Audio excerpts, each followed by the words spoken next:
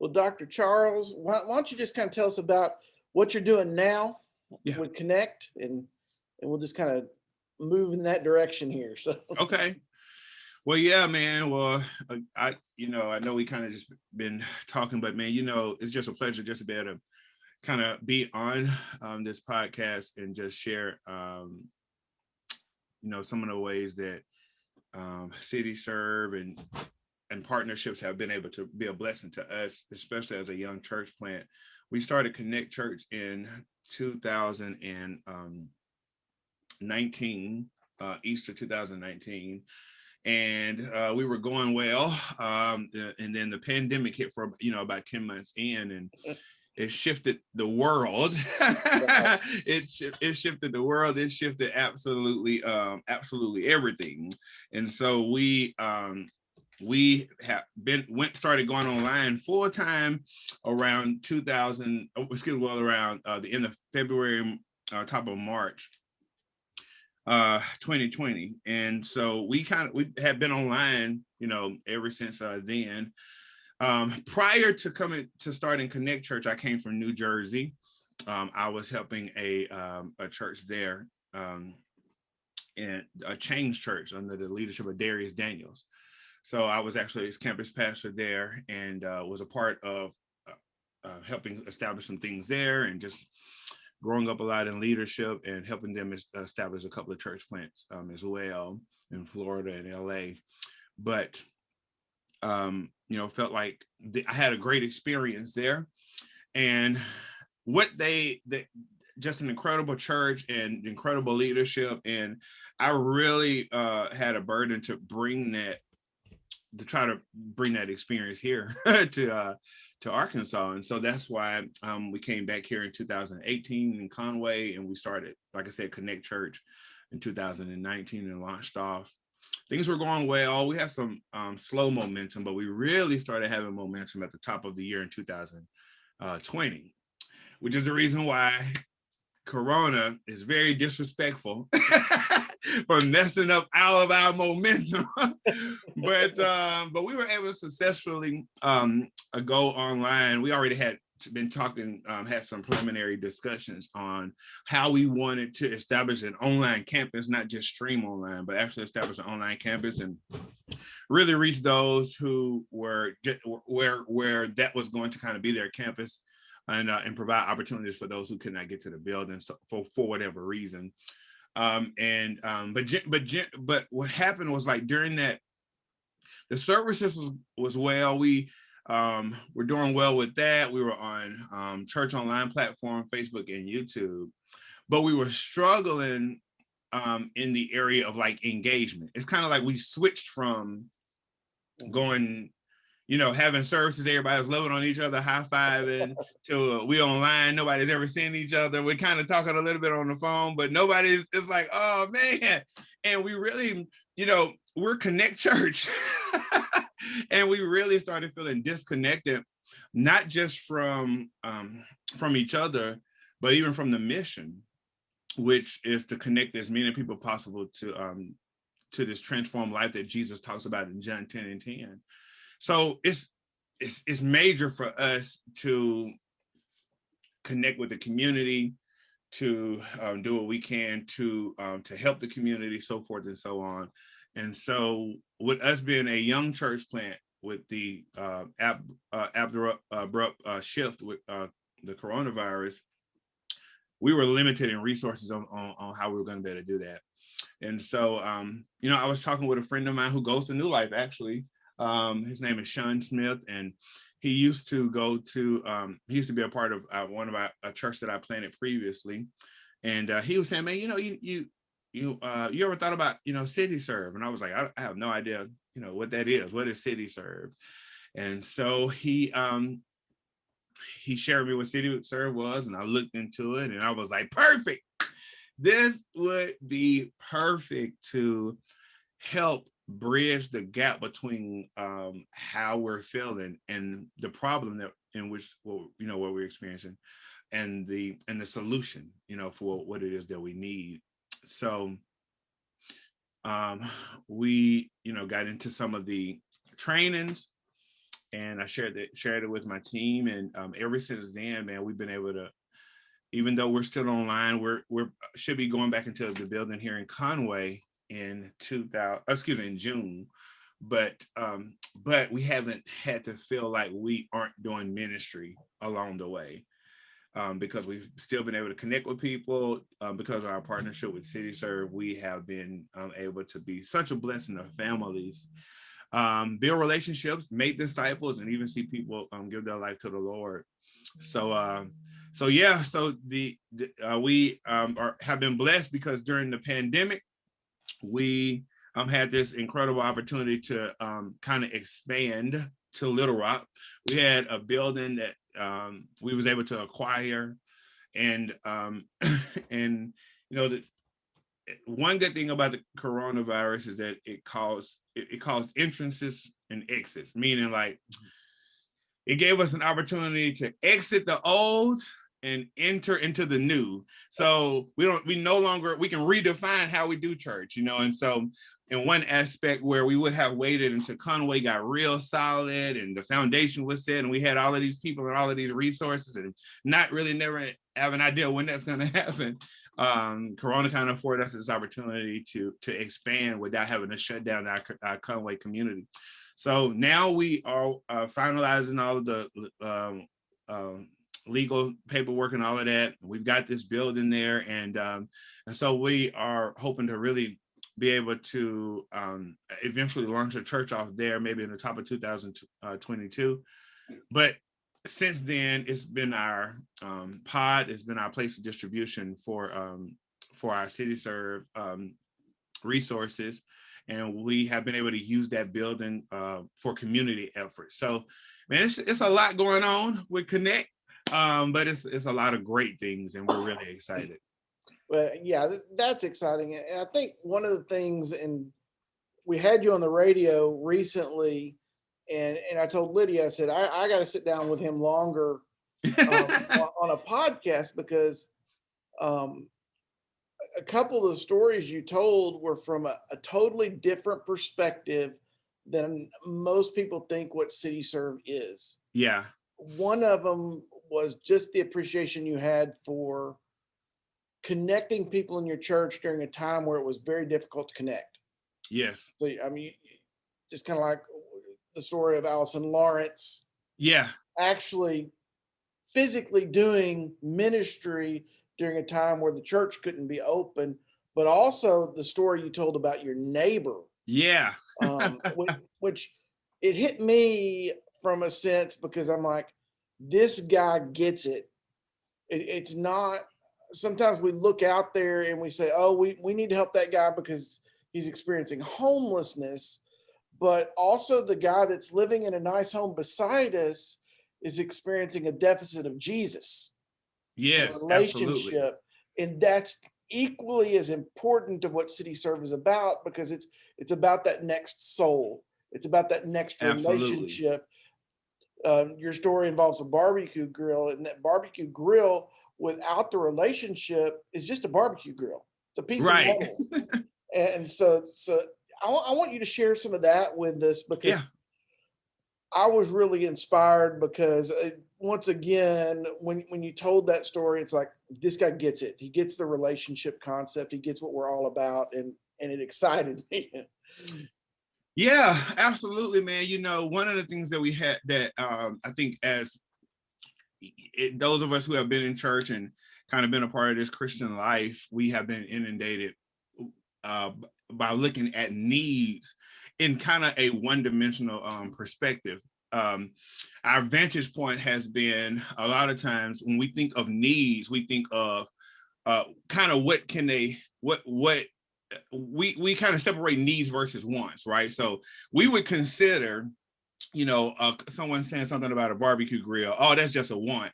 And so sometimes as we hear that, we disregard the opportunity that God may be using with that barbecue grill. If we can meet that want, God may use that as an opportunity to build that relationship. And so one of the things that, I did is kind of shift.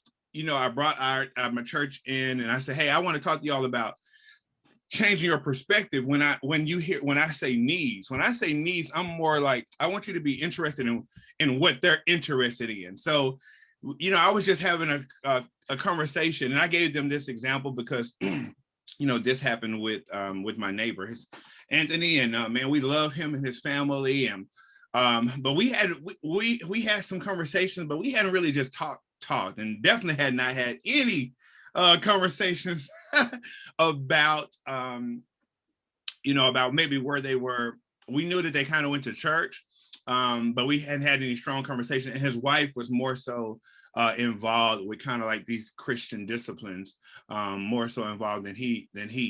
And so I would hear him from time to time. It was just talk about this barbecue grill. It's like he would talk about this Blackstone barbecue grill he wanted. And he talked about it so much that one day while we were talking on the phone, and I think this was just about me going to pick up his kids this one time, because there was someone he had that was picking up his kids whose health was not the best. And so there were times where sometimes the kids were not able to be picked up for one reason or another. And so he would call me, and I would pick them up. They go to the same school that my son goes to. Well, we would continue to talk after we got past, yeah, man, I'll come pick up your kids. And then we would talk a little bit more, and he mentioned this barbecue grill. And he was like really excited about this barbecue grill that he did not have, like the possibility of getting it one day. So much to the point where I pulled it up. And I pulled it up while he was talking, because I was like, man, I'm gonna, check out this barbecue grill. Because again, as he's talking about this barbecue grill, I'm acting like I do when some people talk about sports sometimes. I'm just like, yeah, trying to navigate through the conversation. I looked it up, and this barbecue grill was like, it was less than $300.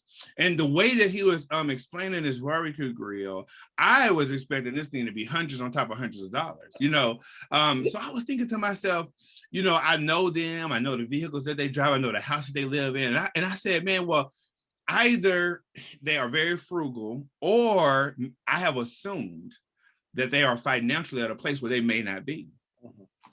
And I said to myself, you know what, man, I would love for our church to be able to kind of be a blessing if we can get this barbecue grill for them. And so, man, that thing stayed on my heart for weeks on top of weeks. And ultimately, that was prior to me learning about City Serve. And so, maybe a couple of months went by, and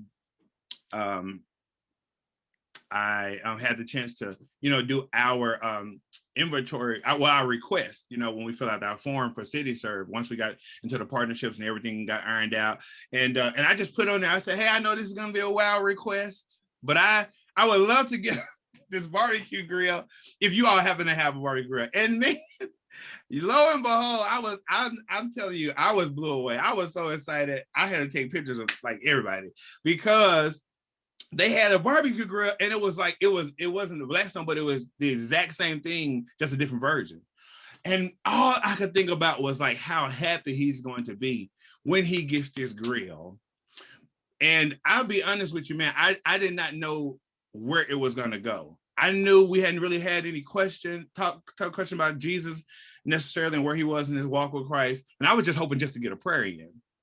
So, I got got this grill, and I had this conversation with my team about needs versus wants, and just listen. I said, hey, you would look at this grill and you would say that's not a need, and you would disregard it. But I am believing that this is going to be a tool that God is going to use to open up the door for me to have this conversation with him.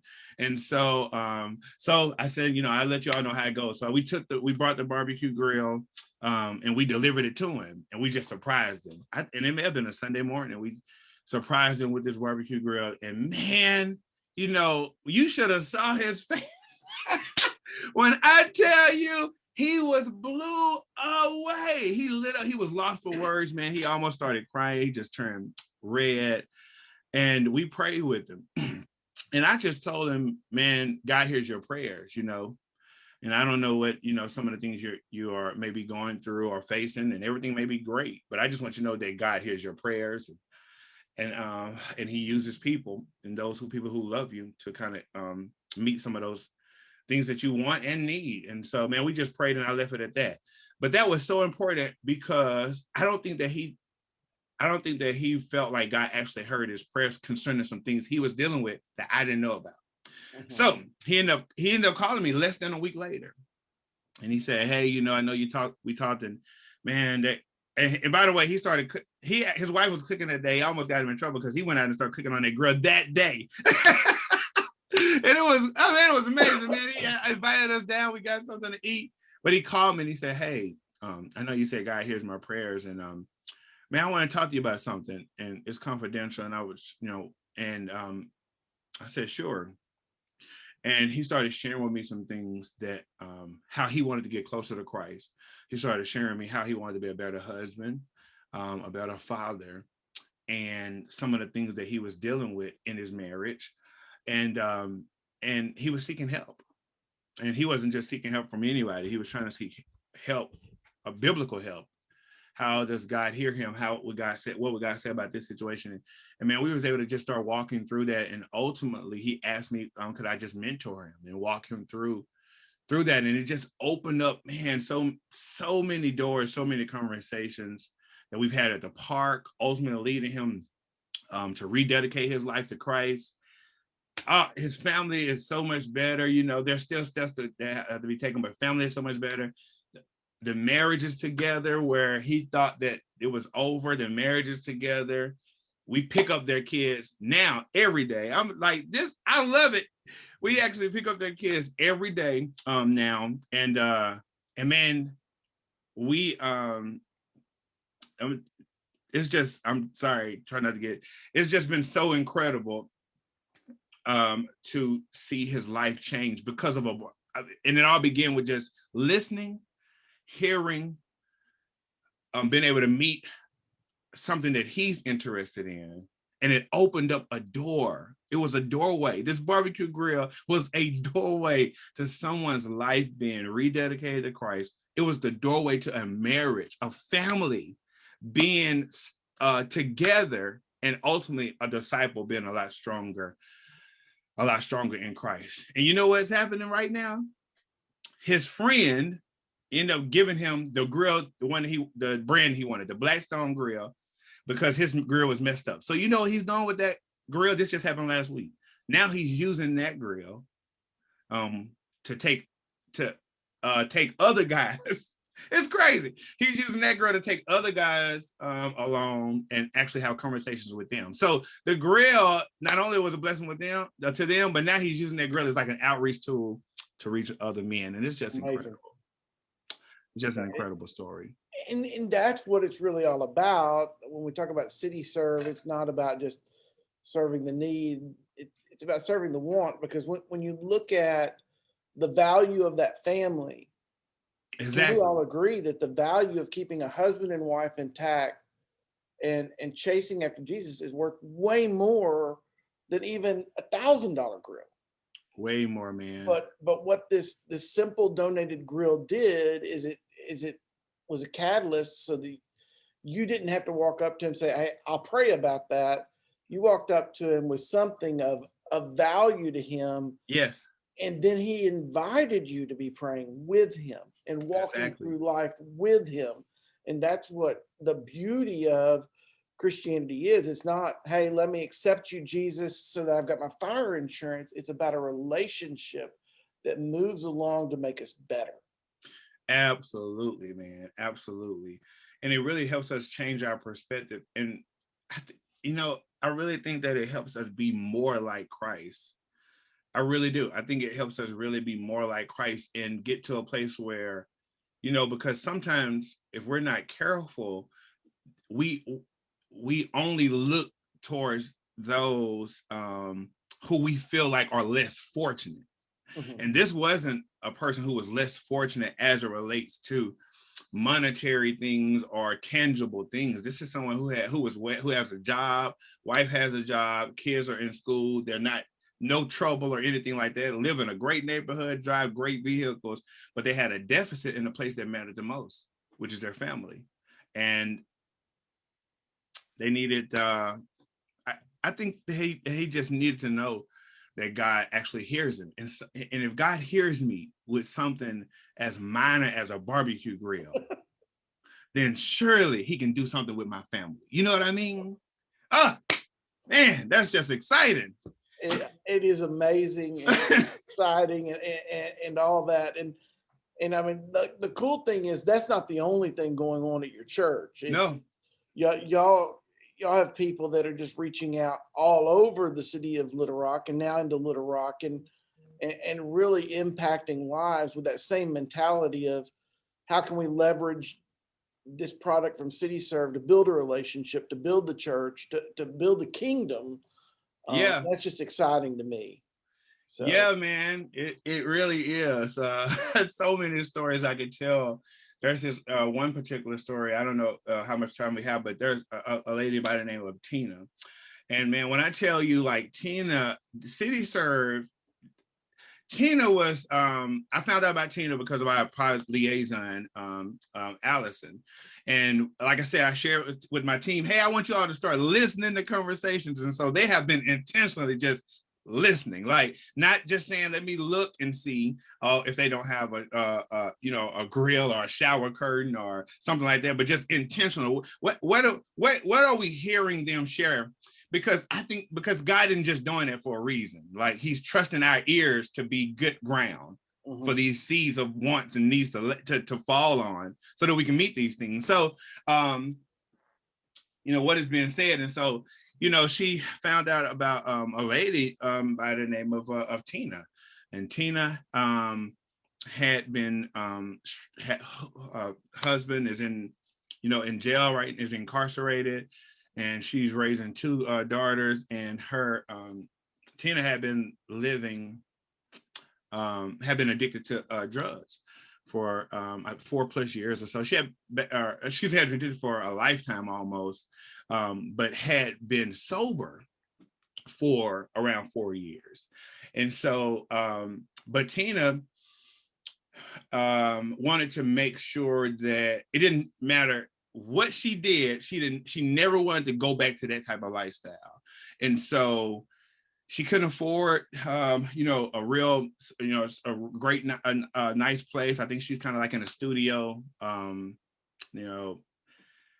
She lives in a studio place, and Allison, I think somehow Allison went over her house one day and sat down and just kind of recognize her living conditions. And it was great on one end, right? Because Tina is like, yo, I'm never going back to that lifestyle no more. I don't care what it requires. I'm not going to the people who could actually maybe help me better, but driving me into the wrong type of whatever. I'm never going back. And so really, Allison was so blown away by her stance that she reached out and she was like, Pastor, yeah, I don't know if there's anything that we can do, but hey, do we still, she's looking through the inventory. Do we still have this? Do we still have this couch? Do we still have such and such? And I was like, okay, so tell me what she needs. She was like, man, I went over there and, it was like, springs coming up through the one of the couches and towels covering up holes and, and things of that nature. And I was like, man, I would love to be able to kind of meet that need. So let's see what we have. And we were able to bless Miss Tina because, again, our partnership with CityServe with this is things that she needed. We were able to bless her with a couch that she needed. We got her a recliner that she needed. So she needed a couch. The recliner was messed up. We got the recliner. We was able to replace her recliner. And then we found out kind of that she had some towels that was covering up her windows instead of curtains. We were able to bless her with curtains. We were able to she didn't even have a shower curtain. So we was able to give her a shower curtain, shower rod, and, some things that may seem very simple to us that we can just kind of ride down the store and go to Walmart or a Dollar General and just pick up. These are things that they weren't able to get. So we were able to bless her with all of that. And then her kids, she had her kids there. And so she wanted them to be able to warm up, their meals when she was gone, but didn't have a microwave or anything. So, man, we were able to bless her with a microwave and an air fryer so that her kids did not have to cook. I didn't even have to take a risk at burning the house down and cook, but they were able to use the air fryer. And man, when I tell you, like, she was blew away. I think her dog is loving the recliner more than she is, but she was blew away. The dog is blew away, and now they are plugged into the ministry, man. And it just opened up a door again for us to kind of be the hands and feet of Jesus. And we could have looked at her and said, "Oh, well, you're not addicted to drugs anymore. You're on your way, you know, and just we'll be praying for you." But no, we were able to not only celebrate her stance that I'm never going back, but we were able to, like, in a sense, be the hands and feet of a reward, that God is rewarding you for taking this stance for so long and making up in your mind, I'm never going back. And now, you know, she was able to do all of that, and now she's plugged into the church, and it's just a glorious story. Her kids are plugged in. It's just it's amazing. And I truly believe that all happened because, again, this is all happening, you know, while we're not in the building. So we're still able to be Connect Church. We're still able to be the hands and feet of Jesus. And I think all of that is happening because of the resources we've been afforded to have, to get the partnerships, and because of the perspective of that changed because of meeting, because of the Anthony thing. So it kind of started, that's like a seed that has changed like how we listen and how we view needs, wants, and just being like, just really kind of being Christ's earthly vessels here. That is all just amazing. And as someone who grew up in Conway, I'm thankful to have you there. Yes, sir. We're excited to be here.